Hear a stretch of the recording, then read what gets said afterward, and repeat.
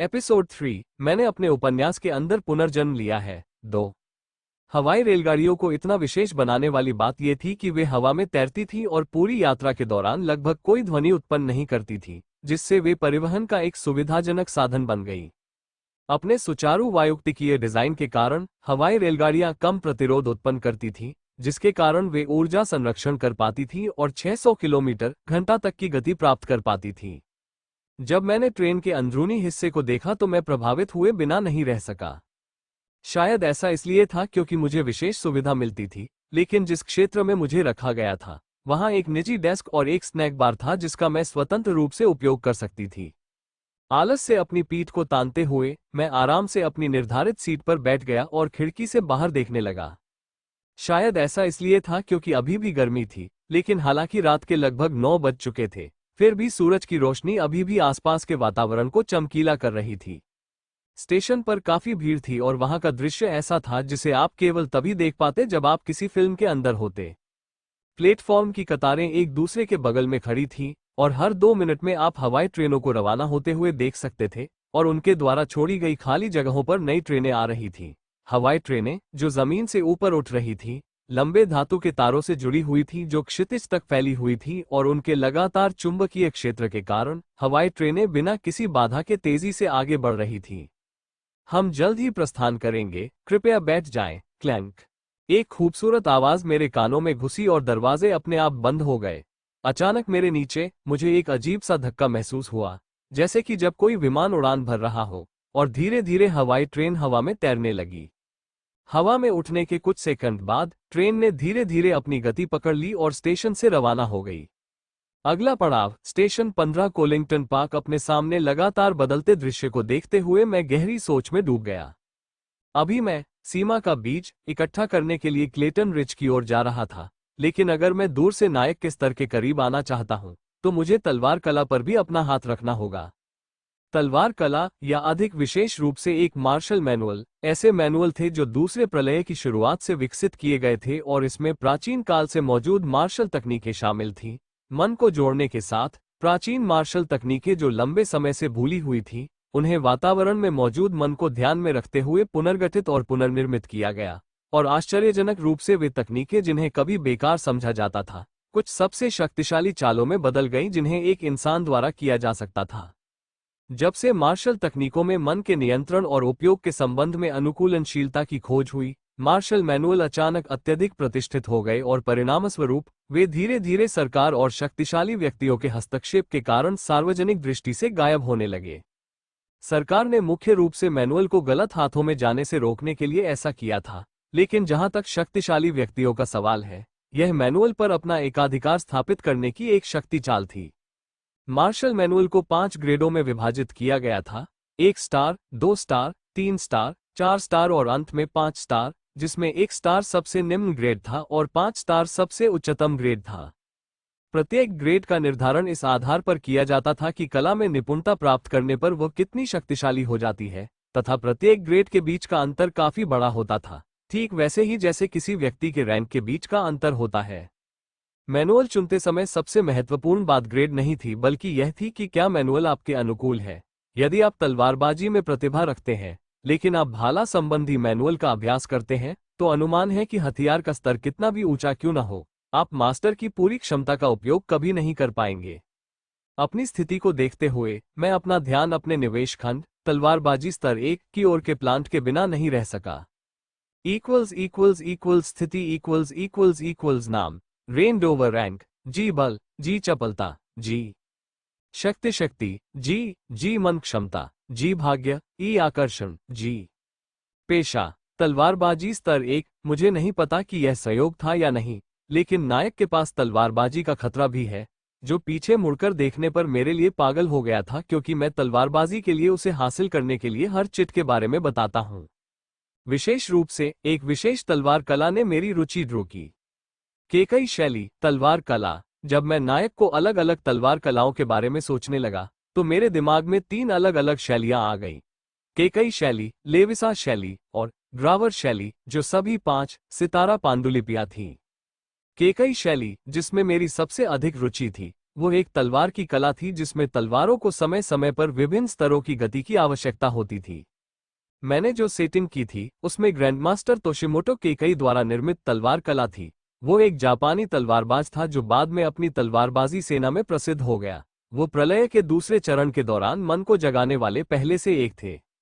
Grandmaster के दूसरे प्रलय से पहले ही एक प्रतिष्ठित तलवारबाज थे। जब मैना ने दुनिया में अपना रास्ता बनाया, एक बार जब वह जाग गई तो उनका संतुलन टूट गया, जिसके परिणामस्वरूप केकई शैली का निर्माण हुआ। एक अविश्वसनीय रूप से शक्तिशाली तलवार कला जहां उपयोगकर्ता तलवारों को म्यान से इतना तेज से लोकप्रिय है कि जब तक प्रतिद्वंद्वी को खतरा महसूस होता है तब तक वह पहले ही मर चुका होता है। यह एक ड्रॉ एक मारा प्रकार की शैली थी। चूंकि यह एक ड्रॉ एक मारने वाली शैली थी, इसलिए इसका दोष बिल्कुल स्पष्ट था।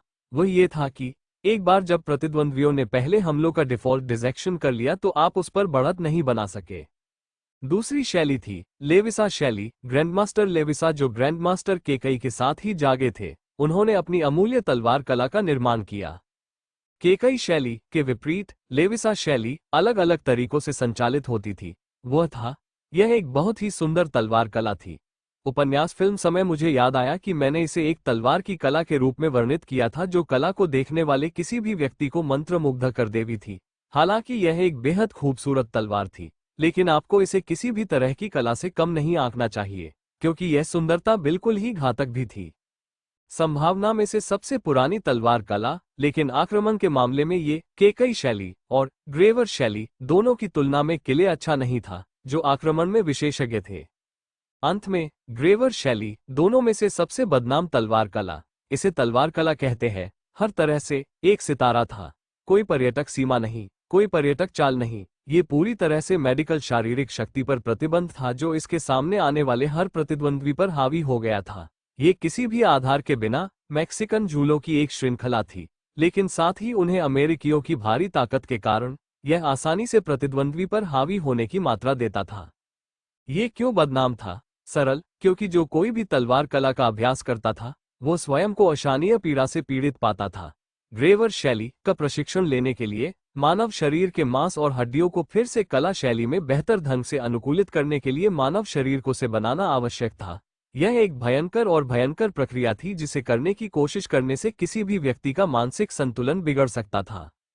हालांकि मानसिक रूप से मजबूत होने की संभावना बहुत अधिक थी, लेकिन यदि आप ग्रेवर शैली का सहज अभ्यास करने में सफल रहे हैं तो आपको मूल रूप से मजबूत शक्ति की विचारधारा थी जिससे कोई भी आपसे डर नहीं पाएगा। मैं इस बात पर वापस लौटता हूं कि मुझे अन्य दो कलाओं के संबंध में केकई शैली में क्यों मिला था। असल में इसके दो मुख्य कारण थे। एक बात यह थी कि व्यक्तिगत रूप से फ्री में मेरी पसंदीदा कला केकई शैली थी। मेरा मतलब है कि ऐसा क्यों नहीं होगा। कल्पना की गई है कि सैमसंग की सैटेलाइट का सामना करते समय अचानक उनके सिर गिर जाते हैं और आप वैसी ही दुविधा में पड़ जाते हैं जैसे आपने कुछ किया ही नहीं है। क्या यह बिल्कुल भी शानदार नहीं था? दूसरी, मैं संभावना लेविसा शैली को नहीं अपना सकता था क्योंकि यह नायक की शैली थी। मैं परिदृश्य को बहुत अधिक नहीं बदल सकता था। एल्यूमिनियम जीवन का मेरा विनाश हो जाएगा। इसके अलावा ग्रेवर शैली मेरे लिए इतनी क्रोध थी कि मैं इसे सीखने की जहमत भी नहीं उठा सका। मैं किसी भी तरह से एक मसोचिस्ट नहीं हूं। सबसे पहला, उपन्यास फिल्म समय मैं चाहता था कि नायक केकई शैली का अभ्यास करे, लेकिन और अधिक मैंने लिखा कि मुझे लगा कि यह उसके चरित्र से मेल नहीं खाता है और इस प्रकार मैंने केकई शैली को त्याग दिया। स्वर से, भाग्य के किसी मोड़ से, मैं अब अपने उपन्यास के भीतर हूं और अब अपने पचाते को धो सकता हूं और केकई शैली का अभ्यास कर सकता हूं। इसके अलावा मुझे कला को सीखने के बारे में चिंता करने की जरूरत नहीं है क्योंकि इसे उपन्यास के चरणों से सीखना कोई प्रभावशाली नहीं है। मैंने सीमा का बीज इकट्ठा करने के तुरंत बाद केकई शैली सीखने का निर्णय लिया। शुक्र की तलवार कला का स्थान क्लेटन रिज से बहुत दूर नहीं था और इसलिए सप्ताह के अंत तक मुझे सीमा का बीज और की शैली दोनों मिल जाना चाहिए। अगला पर्यवेक्षण स्टेशन 24 क्लेटन रिज ट्रेन के ट्रेनर से एती एक सुंदर आवाज ने मुझे गराज डिजाइन से जगाया। खिड़की से बाहर हुंकारने पर मुझे दूर दूर तक विशाल पर्वत दिखाई दे रहे थे। जैसे ही टेक्टोनिक चमत्कारों में बदलाव आया, महाद्वीपों के बीच मेलाजनी शुरू हो गई, जिसके परिणामस्वरूप दुनिया भर में अचानक विशाल पर्वत और चोटियां उभरी। वर्तमान क्लेटन रिज जापान द्वारा चीन के पूर्वी भाग से स्कोलेने के शोध और परिणाम निकाले गए, जिसके कारण जमीन ऊपर उठ गई और पहाड़ों की एक श्रृंखला बन गई। विशाल राजसी पहाड़ों के नीचे हिस्सेदारी और दृश्य को निहारते हुए मैं खुद को रोक नहीं सका। ये क्लासिक अब उपन्यास नहीं है, ये सब मुझे अभी भी वास्तविक लगता है। उपन्यास की रचना के रूप में मेरे लिए हमेशा यह अविश्वास की भावना है। ये सब नकली लगता है। बिल्डिंग, लोग, नक्शा, सब कुछ आदर्श वैसा ही था जैसा मैंने उपन्यास में लिखा था। कुछ भी असामान्य नहीं था। कभी कभी मुझे आश्चर्य होता है कि यह सब मेरी कल्पना का क्या परिणाम था और मैं कहीं कोमा में था और यह सपना देख रहा था। लेकिन ताजी हवा में सांस लेते हुए और मेरे सामने देवदार के पेड़ों से आती पिछवाड़े, मिठाई और ताज़ा गंध को सूंघते हुए मैं लगभग निश्चित हो गया कि मेरे सामने जो कुछ भी है वो वास्तविक है। नए जोश के साथ मैं पहाड़ पर चढ़ना शुरू कर दूंगा। हफ हफ, यह मेरे निवास स्थान से कहीं अधिक उबड़ खाबड़ था। जिस पर्वत पर चढ़ते समय मेरे लिए सांस लेना मुश्किल हो गया था। मुझे अपनी दिशा जांच के लिए कई बार रुकना पड़ा, क्योंकि मेरे लिए सीधे आगे जाने का कोई रास्ता नहीं था। पहाड़ों पर मेरी यात्रा के 3 घंटे बीत चुके थे और हालांकि मेरी सांसें थोड़ी खराब हो गई थी, लेकिन मैं इतना थका नहीं था। खैर, इस तथ्य पर ध्यान दिया गया कि मेरे शरीर के अंदर संघनित मन तैयार था। ये वास्तव में आश्चर्य की बात नहीं होनी चाहिए कि मैं इतने लंबे समय तक टिकने में सफल रहा। ध्यान रखें कि अगर कोई सामान्य इंसान शरीर में कोई मन लक्ष्य न हो, इस पर्वत पर चढ़ जाए, तो वो किसी भी तरह से मेरे समान बिंदु पर पहुंच नहीं पाता। फिर भी मुझे वास्तव में खुद की तुलना सामान्य इंसानों से नहीं करनी चाहिए, क्योंकि अकादमी में कोई भी व्यक्ति मुझसे ज्यादा समय तक टिक सकता है। अभी मैं तीसरा सबसे मोटा की ओर जा रहा था, जहां एक छोटी सी गुफा थी जिसमें सीमा का बीज था। अध्ययन में पाया गया, सीमा का बीज जहां स्पष्ट है, इस स्रोत में लगभग 2 वाक्य खर्च किए गए हैं। इसलिए मुझे गुफा का पता नहीं चला।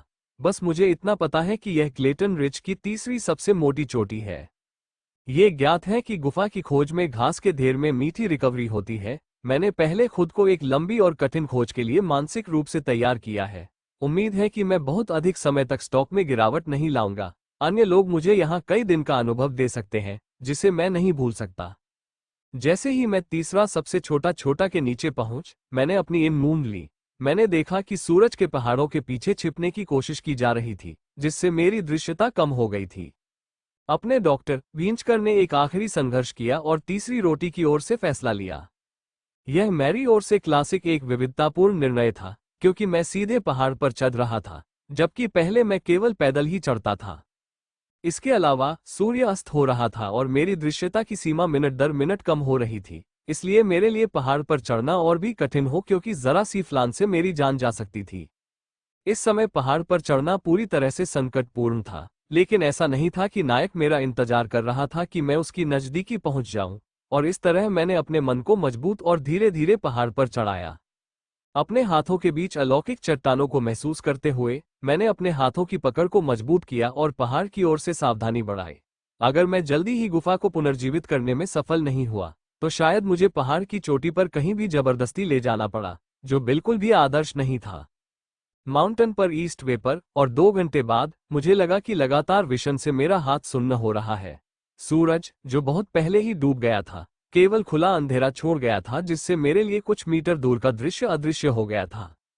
जैसे जैसे रातें हल्दी लगाई, ठंड लगाई गई, जिससे पूछी गई और भी मुश्किल हो गई। परीक्षण पहले से ही मुश्किल था, लेकिन अब सामान और भी मुश्किल हो गया है। ये तो दर्शाया गया है कि मृत्यु ही नहीं कि मेरा पूरा शरीर पागलों की तरह दर्द करने लगा।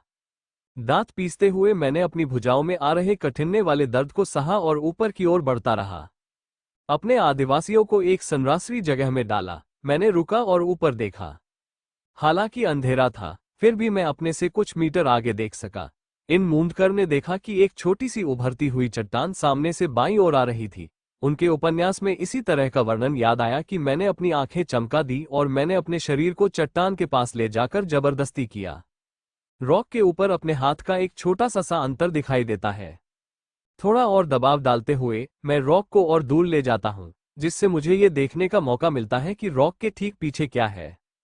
बिंगो! बड़े पैमाने पर मैंने अपनी पूरी ताकत और रॉक को बाहर की ओर झुकाया, जिससे वह नीचे गिर गया और एक छोटा सा इंटरेस्ट खुल गया, जिसमें एक व्यक्ति अंदर जा सकता था। टुकराना! 10 सेकंड तक मुक्त ढलान के बाद पहाड़ के नीचे से एक बड़ी आवाज दी गई, जिससे मेरे गंतव्य में सहरन का जन्म हुआ। अगर मेरे साथ ऐसा होता, तो शायद मैं कोई और चीज से ऑमलेट बदल देता। मेरा ध्यान वापस गुफा की ओर मुड़ गया। मैंने धीरे धीरे अपने शरीर को छोटे से छेद के अंदर धकेला। जैसे ही मैं छोटे से छेद में गया, मैं कुछ मीटर तक रेंगता हुआ आगे बढ़ गया, जब तक कि मेरे सामने एक भी रास्ता दिखाई नहीं दिया। अपनी गति धीमी हो गई, मैं गुफा में प्रवेश करता हूँ। जैसे ही मैं गुफा में गिरा, मुझे लगा कि मेरे शरीर से सारी ऊर्जा खत्म हो गई है, जिससे मैं गुफा में गिर गया। मैं शारीरिक और मानसिक दोनों तरह से थक गया था। क्लेटन रिज में पेंसिल्वेनिया से लेकर गुफा में असेंबल होने तक मैंने बस लगातार शारीरिक काम किया। मैं 3-4 घंटे तक बिना चट्टानों पर चढ़ता रहा और फिर तीसरी तिमाही पर 3 तिमाही चढ़ता रहा। यदि यह तथ्य नहीं है कि जब तक मैं उपन्यास में पुनर्जन्म लेता हूं, तब तक मैं पहले ही जाग गया था, तब तक मैं तथ्यों के बीच में ही थक गया था। मैं स्पष्ट कर दूं, मैं पूरी यात्रा के दौरान बेहद भाग्यशाली रहा। यानी मुझे एक भी जानवर का सामना नहीं करना पड़ा। मेरे संपर्क में आने वाले जंगल जानवर पागल हो जाते हैं, इसलिए मुझे उम्मीद थी कि पहाड़ में ऐसे ही किसी जानवर से मेरा सामना होगा। लेकिन सौभाग्य से मैं पूरी तैयारी के साथ आया था, क्योंकि मैं एक कम ग्रेड जानवर विकर्षक लेकर आया था जो जी रैंक से नीचे के किसी भी जानवर को दूर। इस प्रकार रिपेलेंट के कारण मुझे किसी भी जानवर का सामना नहीं करना पड़ा, जिससे मुझे अपनी कुछ ऊर्जा में मदद मिली, जिससे मैं इस स्थान को तेजी से ढूंढ सका। गुफा की दीवार के साभार टिककर मैंने धीरे धीरे अपनी ऊर्जा वापस पाई। इधर उधर देखने पर मुझे एक बहुत बड़ी गुफा दिखाई दी, जिसका अंत मुझे समझ नहीं आया। मन ही मन मुस्कुराता हुआ मैं उठा और गुफा की गहराई की ओर बढ़ गया। अब समय आ गया है कि मैं स्वयं को उन्नत करूं।